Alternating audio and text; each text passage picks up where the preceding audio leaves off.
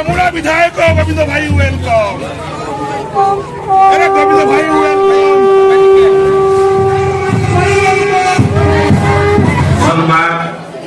उन्नीत सरकारी उच्च विद्यालय वार्षिक उत्सव तथा ओलंपिक मूल्यबोध शिक्षा कार्यक्रम जो उत्सव पालित होउछि सेथिरे मोर समस्त मंचासीन अतिथि तथा गुरुजन माननकु मोर प्रणाम एवं सान माननकु मोर शुभ आशीर्वाद।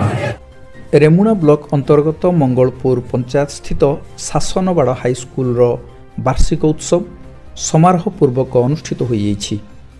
मुख्य अतिथि भाव सरकारी उपमुख्य सचेतक तथा रेमुणा विधायक गोविंद चंद्र दास, मुख्य वक्ता भाव सहकारी ब्लॉक शिक्षाधिकारी तथा बीआरसीसी शैलबाला बेहेरा, अन्यतम अतिथि सदर विधायक मानस कुमार दत्त प्रमुख जोगदे शिक्षार उद्देश्य हेउछि ज्ञान अर्जन।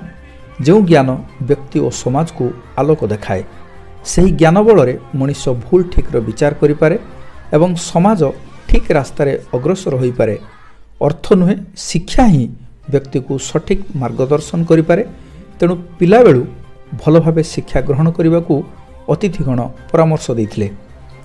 प्रधान शिक्षक लक्ष्मीकांत महांती अध्यक्षतार होइथिबा वार्षिक पुरस्कार वितरण और ओलंपिक मूल्यबोध शिक्षा कार्यक्रम अन्यमानक मध्यरे सांसदों प्रतिनिधि उमाकांत पंडा, अन्यतम सहकारी block शिक्षाधिकारी मंजूराणी Behera, CRCC Anand Kumar Giri, SMC सभापति रत्नाकर सेठी, पंचसखा शिक्षा सेतु सभापति दयानिधि तोरई, पूर्वतन एसएमसी सभापति रवींद्र नायक, पूर्वतन समिति सभ्य जयंत मंडल प्रमुख जोग देइथिले।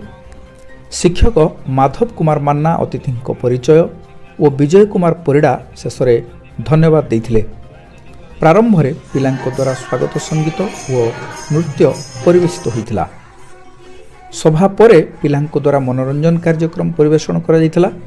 पद्मिनी सेठी, संजुक्ता दीक्षित, शुभश्री दास, संगीता पंडा, माधुरी नंद आदि शिक्षयित्री परिचालना करथिले।